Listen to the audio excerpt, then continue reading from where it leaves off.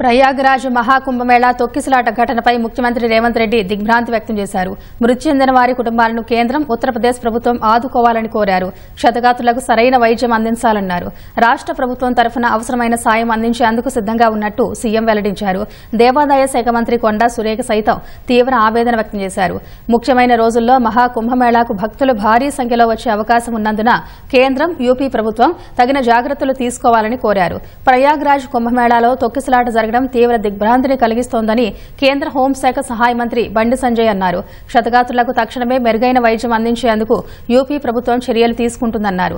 ఇంకా నెల రోజులకు పైగా కుంభమేళాకు భక్తులు వెళ్లే అవకాశం ఉందని, ప్రజలు తొందరపడకుండా తగు జాగ్రత్తలు తీసుకోవాలని కోరుతున్నట్లు బండి సంజయ్ తెలిపారు.